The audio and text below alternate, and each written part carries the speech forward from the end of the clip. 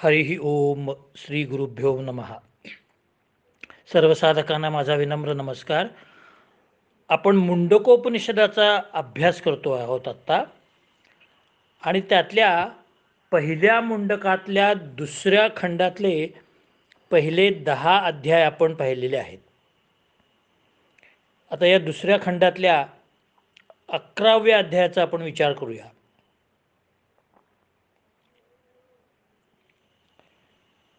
विरक्त असलेल्या मनुष्यांचा आचार्य आणि व्यवहार कसा असतो आणि विरक्त मनुष्याला कोणत्या प्रकारचं फळ मिळतं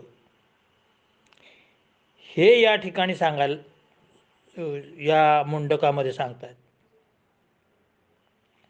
तपश्रद्धेये युपसंतरण्ये शांता विद्वांस्तु भैक्षचर्यां चरन्तः सूर्यद्वारेण ते विरजाः प्रयान्ति यत्रामृतः स पुरुषो व्यययात्मा.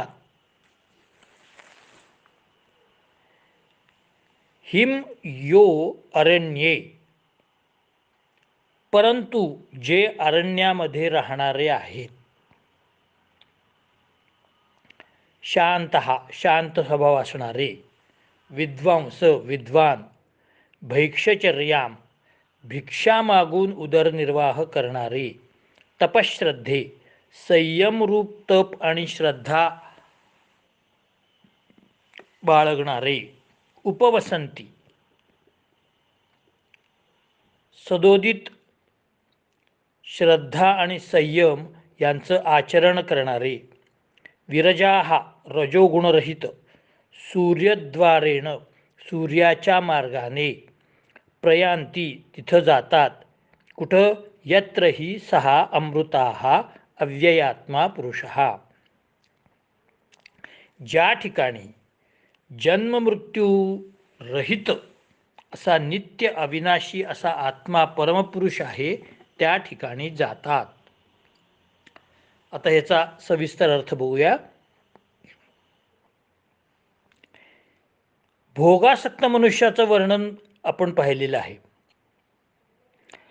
परंतु जे लोक विरक्त आहेत आणि परमेश्वर प्राप्तीची इच्छा ज्यांच्या मनामध्ये जागृत झालेली आहे, एकदा इच्छा तेथे मार्ग म्हणतो आपण, म्हणजे एकदा परमेश्वर प्राप्तीची इच्छा जागृत झाल्यानंतर, जशी ध्रुव बाळाला एका छोट्या प्रसंगाने जागृत झाली, ती फक्त आईने वडिलांच्या मांडीवरनं ढकललं, एवढ्या छोट्या प्रसंगाने त्याला भगवत प्राप्तीची इच्छा निर्माण झाली. अशी ज्यांना इच्छा निर्माण होते, जे शांत स्वभावाचे असतात, विद्वान असतात, सदाचारी असतात, भिक्षा मागून निर्वाह करतात, ब्रह्मचारी असतात, संन्यासी असतात, निरंतर श्रद्धापूर्वक तप करतात, शास्त्राला अनुसरून संयमपूर्वक आपली दिनचर्या करत असतात, तम आणि रज या विकारांपासून दूर असतात आणि सत्वगुणामध्ये स्थिर असतात, ते अमृत स्वरूप अशा नित्य अविनाशी पुरुषोत्तमाकडे निवास करतात. म्हणजे संन्यासी कुणाला म्हणावं, तपस्वी कुणाला म्हणावं, ब्रह्मचर्यी खऱ्या अर्थाने कुणाला म्हणावं, जसे समर्थ रामदास स्वामी होते. ब्रह्मचर्याचे गुण या ठिकाणी सांगितलेले आहेत, लक्षात ठेवा. पहिला गुण काय, ते विरक्त असतात, शांत असतात, सदाचारी असतात, भिक्षा करून उदरनिर्वाह करतात, निरंतर तप श्रद्धापूर्वक करतात, शास्त्रानुसार आपली दिनचर्या करतात, त्यांच्यामध्ये संयम असतो आणि सत्वगुण असतो. रज हा गुण भोगवादी आहे आणि तम हा अज्ञानवादी पूर्वक आहे. म्हणजे त्यांच्यामध्ये अज्ञानही नसतं आणि भोगही नसतो, केवळ सत्वगुण असतो. असे जे लोक असतात ते अविनाशी पुरुषोत्तमाकडे जाऊन मिळतात.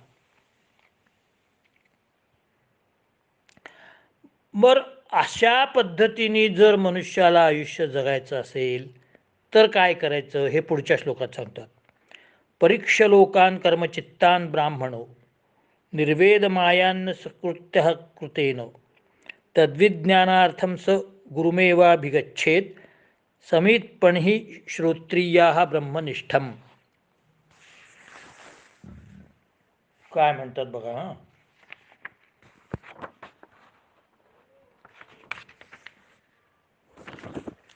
कर्मचित्ता,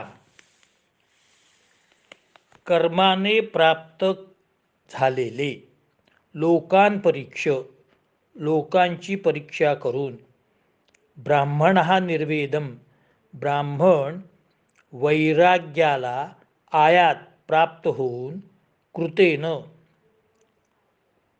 झालेल्या कर्मांची अकृतः स्वतः नित्य परमेश्वर न अस्ति मिळत नाही, स तद्विज्ञानार्थम त्या परब्रह्माला प्राप्त करण्यासाठी समितपणही हातामध्ये समिधा घेऊन श्रोत्रियम जे वेदाला चांगल्या प्रकारे जाणतात, ब्रह्मनिष्ठम परब्रह्मामध्ये स्थित असतात अशा गुरूंच्या जवळ अभिगच्छेत विनयपूर्वक जावं.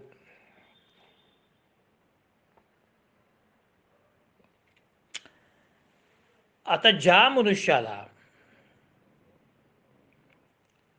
मगाशी सांगितल्याप्रमाणे परमेश्वराची परब्रह्माची प्राप्ती करून घ्यायची आहे, त्याला मार्गदर्शन करतायत. काय मार्गदर्शन करतायत की हे माणसा, तुला जर संसारापासून दूर व्हायचं असेल तर अथर्वणा ऋषी शौनकाला सांगता आहेत की सामान्य माणसाने काय करायला पाहिजे. सगळ्यात प्रथम त्यांनी एक गोष्ट लक्षात घेतली पाहिजे, संसारो तापनित्ययः. सगळ्या सांसारिक सुखांचा शाश्वत असा उपयोग नाही, हे त्याने पहिल्यांदा ध्यानात घेतलं पाहिजे. संसारामध्ये एकामागून एक फक्त प्रॉब्लेमच आहे. प्रॉब्लेम त्याचं सोल्युशन, हा प्रॉब्लेम त्याचं सोल्युशन, हा प्रॉब्लेम त्याचं सोल्युशन. मनुष्य जन्माला आला, चला पोलिओ ट्रिपल हे सुरू झालं. हवा बिघडली, ताप सर्दी खोकला सुरू झाला. मग ते बाळ व्यवस्थित असलं तर ठीक, नाहीतर योग्य वेळेला रांगलं नाही, उभारलं नाही, मग रांगतं, मग पडतं, मग अनेक ठिकाणी ते शू वगैरे करत असतं, मग परत चालतं, मग हळूहळू चालायला लागतं, मग बोलायला लागतं. बोलायला लागलं 2-2.5 वर्ष झाली की आई वडील त्याला कुठल्या तरी प्ले ग्रुपमध्ये अडकवून टाकतात. आणि मग तो प्ले ग्रुपमध्ये मग त्याचे ड्रेस, मग त्याचा वाढदिवस, मग त्याचं शिक्षण, शिक्षणामध्ये येणाऱ्या अडचणी, त्यात तो अभ्यास करणारा असला तर बरं, अभ्यास करणारा नसला म्हणजे पुन्हा आईवडिलांना डोक्याला ताप. चांगल्या संगतीत राहिला तर बरं, नाहीतर पुन्हा वाईट संगतीत लावून बिघडला तरी डोक्याला ताप. बरं, चांगल्या संगतीत राहिला, पुढं शिकलं की मग नोकरीच्या शोधात, नोकरी मिळाली की मग बायकोशी चांगली मिळायला पाहिजे, ती खाष्ट मिळाली तरी अवघड.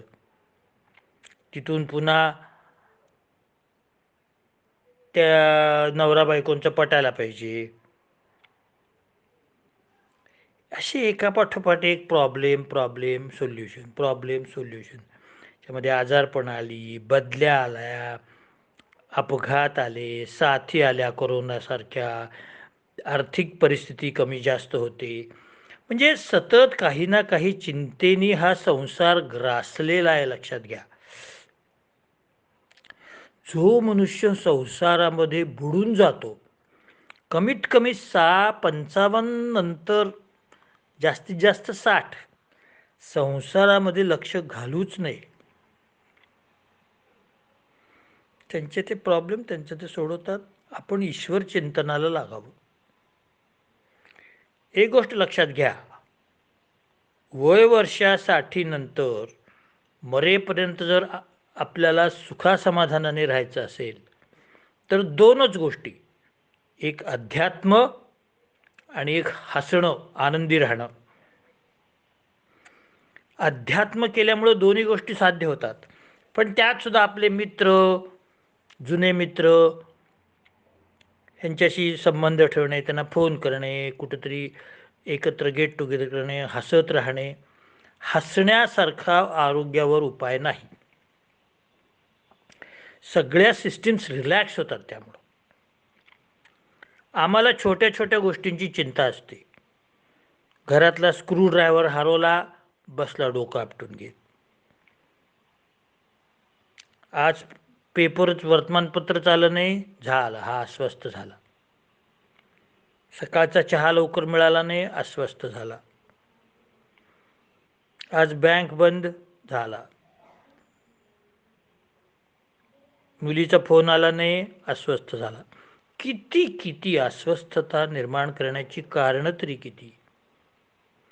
म्हणून ह्या सगळ्या संसाराच्या सुखदुःखांचं परीक्षण अगोदर केलं पाहिजे. You should determine the ups and downs in the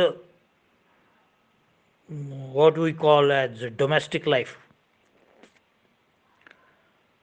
संसारामध्ये खड्डे, दऱ्या, खोऱ्या, डोंगर किती आहेत, अनित्यता किती आहे, ह्याचा विचार करून पहिल्यांदा विरक्त व्हायचं, हे याचा निश्चय केला पाहिजे. मी आता विरक्त होणार आहे. त्यानंतर जो अशी प्रतिज्ञा करतो की आता मी विरक्त राहणार आहे आणि आता मला संन्यस्त जीवन जगायचं आहे, मग त्यांनी काय करायला पाहिजे, तो डायरेक्ट परमेश्वराकडे जाऊ शकत नाही. आधी परमात्मा काय आहे, परब्रह्म काय आहे, तत्व काय आहेत, याचा अभ्यास करण्यासाठी, हे समजून घेण्यासाठी त्यांनी हातामध्ये समिधा घेऊन श्रद्धा आणि विनयपूर्वक भावाने सद्गुरूला शरण जायचं आहे आणि मग वेदांचं रहस्य जाणून घ्यायचं आहे. मग हे का करायचं हो? आता तुम्ही संसारातून विरक्त झालात, म्हणजे आता तुमचं डोक्यातून संसारात विषयक सगळे विषय निघून गेलेले आहेत. आता तुमचं डोकं रिकामं झालेलं आहे. आता तुमचा मेंदू काय झाला आहे, रिकामा झाला आहे. मग तो एम्प्टी माइंड डेव्हिल्स वर्कशॉप म्हणतात. मेंदू जर रिकामा असेल, मेंदूला कुठलं जर व्यवधान नसेल, तर मनुष्य नको त्या गोष्टी करायला लागतो. मग तुम्ही काय करणार? मग तुम्ही एकच गोष्ट करायची आहे, समिधा घेऊन गुरुकडे जायचं आहे आणि मग त्या ठिकाणी भगवंताविषयीचं तत्वज्ञान समजून घ्यायचं आहे.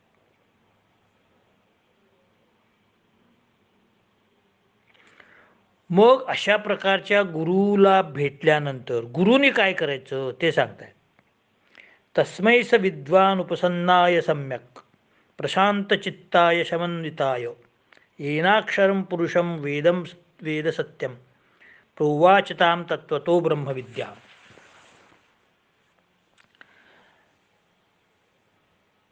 सह विद्वान उपसन्नाय, आपल्याला शरण आलेल्या अशा संसारी पुरुषाला काय करायचं, सम्यक प्रशांत चित्ताय, पहिल्यांदा त्याला शांत करायचं. शमन्विताय दमन इत्यादी गोष्टी त्याला शिकवायच्या आहेत. तस्मै ताम ब्रह्मविद्याम, मग त्या शिष्याला ब्रह्मविद्या शिकवायला सुरुवात करायची आहे. तत्वतः प्रोवाच, तत्वविवेचनपूर्वक चांगला उपदेश करायचा आहे. येन अक्षरम सत्यम पुरुषम, ज्यामुळे शिष्याला अविनाशी नित्य आणि परमपुरुषाचा अभ्यास होईल.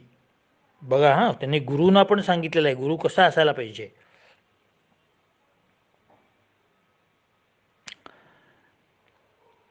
जेव्हा एखादा संसारी पुरुष संसाराला वैतागून विरक्त व्हायचं ठरवतो, ही पहिली स्टेप. तो विरक्त झाल्याचं ठरवल्यानंतर त्याने गुरुकडे जायचं ठरवायला पाहिजे. मग हातामध्ये समिधा वगैरे घेऊन गुरुच्या चरणापाशी शरण आला पाहिजे. दुसरी स्टेप. तिसरी स्टेप काय, आता गुरुचं काम सुरू झालं. एखाद्या गुरुकडं, समजा स्वामी विवेकानंद पहिल्यांदाच रामकृष्ण परमहंस गुरूंकडे गेले. मग त्यांनी काय केलं, त्याला पहिल्यांदा स्वामी विवेकानंदांना त्यांनी शांत केलं. कारण तो संसार तापाने वैतागून इकडे आलेला आहे, म्हणून त्याचं मन अगोदर स्थिर करायला पाहिजे. नंतर तो निश्चिंत झाल्यानंतर, त्याच्यामधली चिंता व्याकुळता सगळी नष्ट झाल्यानंतर त्याला मन, बुद्धी आणि इंद्रिय यांच्यावर कंट्रोल करायला शिकवायला पाहिजे. नाहीतर तो पुन्हा म्हणेल, काय 2 दिवस झाले आता मी जातो परत घरी. असं ते काय, इथे चहा नाही, नाश्ता नाही, चिवडा फरसाणा नाही, लाडू नाही, काय नाही, मी घरी जातो म्हणेल. तसं न करता गुरुचं हे काम आहे की त्याला जाणवून द्यायचं आहे की तू कशासाठी आलेला आहेस इथं. मन, बुद्धी आणि इंद्रियाला वश करायला पाहिजे, कंट्रोल करायला पाहिजे. आणि त्याच्यानंतर ब्रह्मविद्या म्हणजे काय, त्याचं तत्व काय, हे उदाहरणासह सविस्तर उपदेश करून द्यायचा आहे. एक उदाहरण सांगतो तुम्हाला मी आमच्या मेडिकल फील्डमधलं. एखादा पेशंट असतो, असे खूप पेशंट माझ्याकडे येऊन गेलेले आहेत.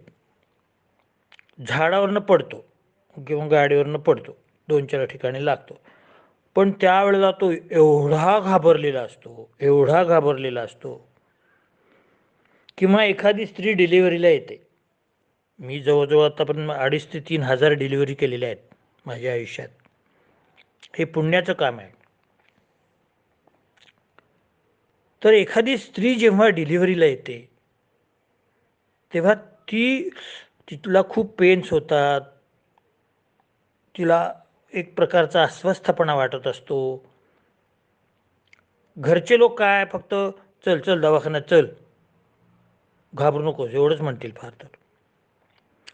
ती आल्यानंतर पहिलं डॉक्टरचं काम असं आहे की ताई घाबरू नकोस, काय होत नाही, तू आता दवाखान्यात आलीस ना, तुझं सगळं व्यवस्थित होईल, अजिबात घाबरू नकोस म्हणून शांतपणे तिच्या डोक्यावरनं हात फिरवायचा. ताई तुला आता थोडा वेळ कळा येतील, मग तुझी सुटका होईल, तू घाबरू नकोस, बाळाचे ठोके वगैरे चांगले आहेत, बाळाचे ठोके चांगले आहेत एवढं जरी तिला तुम्ही सांगितलं ना, तिचं अर्धत धैर्य तिला परत येतं.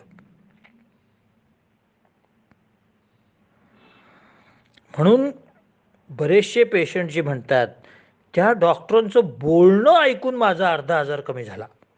हे असं का होतं हो?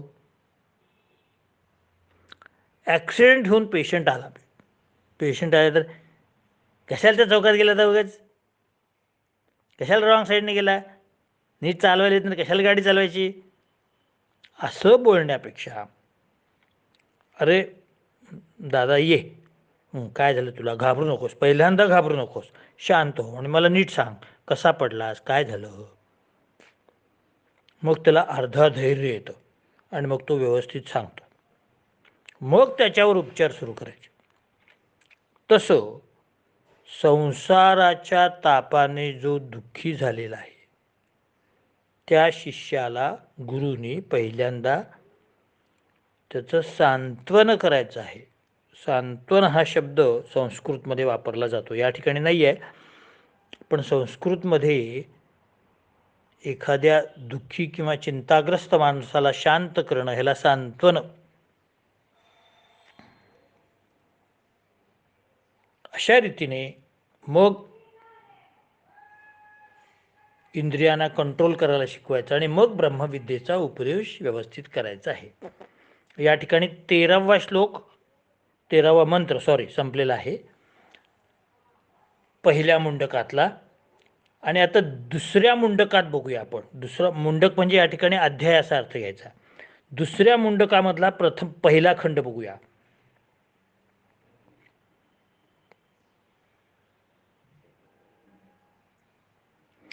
आता या अध्यायामध्ये परविद्येचं वर्णन करतायत. तदेत सत्यम यथा सुदीप्तापपाकम विस्फुल्लिंगा सहस्रशः प्रभवन्ते स्वरूपा.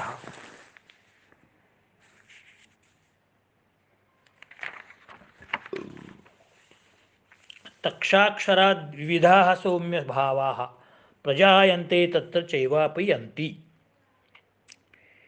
हे प्रिय शिष्या शौनका,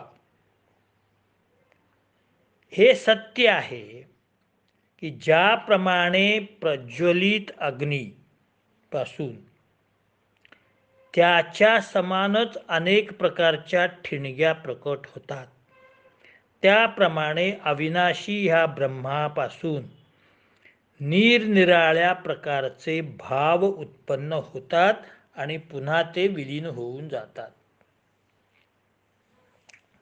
सोपं उदाहरण दिलेलं आहे या ठिकाणी. महर्षी अंगिरा म्हणतात की हे शौनक मुने,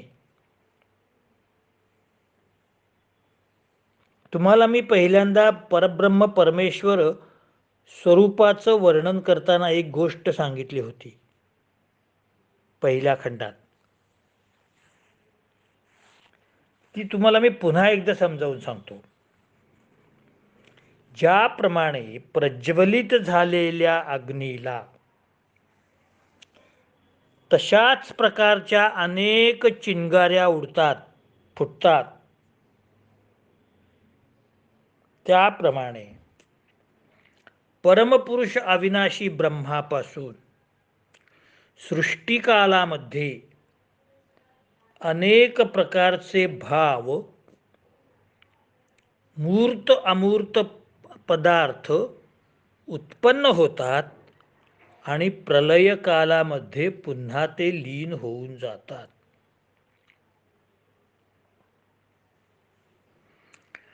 म्हणजे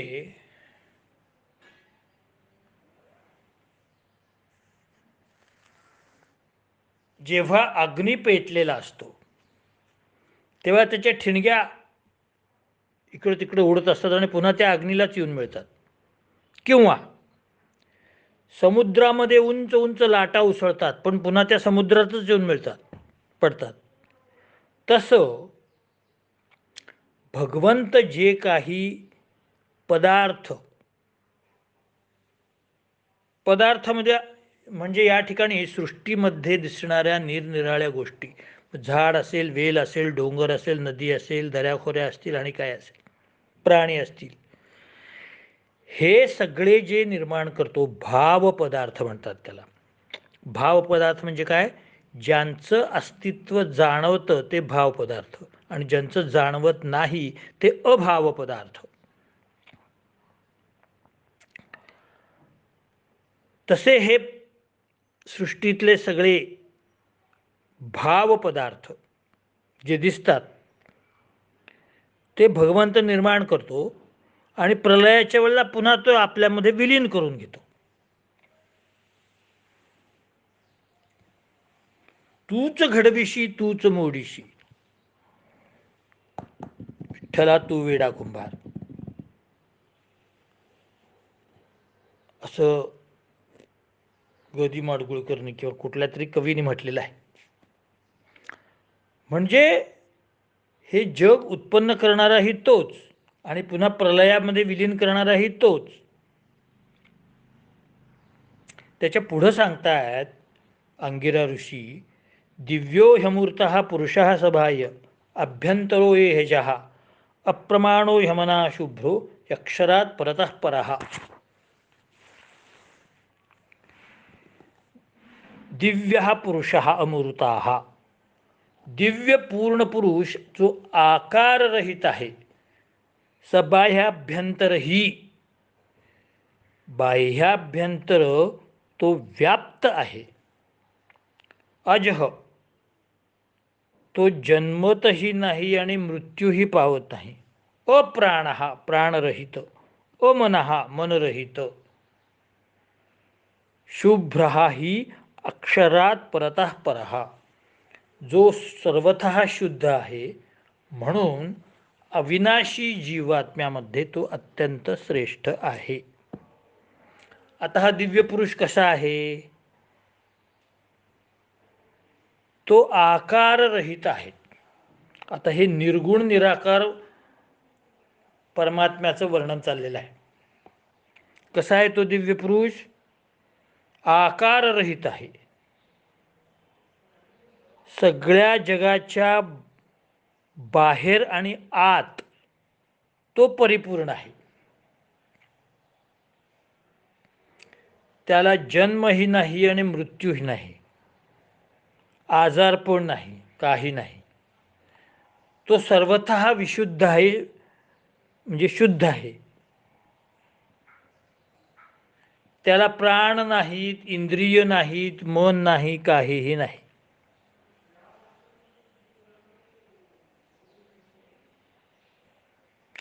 ह्या सगळ्याशिवाय तो सगळं काही करण्यामध्ये समर्थ आहे.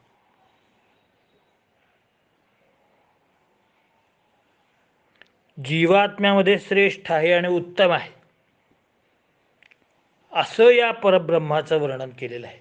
काय काय मुद्दे आहेत बघा. परमात्मा कसा आहे? एक, आकार रहित आहे. दोन, सगळ्या जगाच्या बाहेरही आहे आणि आतही आहे. तीन, जन्म इत्यादी त्याला विकार नाहीत. चार, तो विशुद्ध आहे. पाच, त्याला इंद्रिय, मन वगैरे काहीही नाही आहे, प्राणही नाही. इतकं असून सुद्धा तो समर्थ आहे, म्हणून तो सगळी सृष्टी निर्माण करू शकतो. म्हणून तो श्रेष्ठ आणि उत्तम आहे. आता या ठिकाणी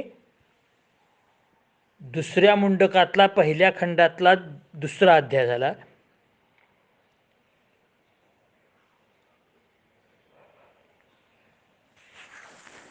पहिलं मुंडक संपलेलं आहे. आता पुढचा भाग आपण उद्या बघूया. तुम्ही प्रिस्क्राईब करायला विसरू नका. पुन्हा एकदा सांगतो, हरिओम.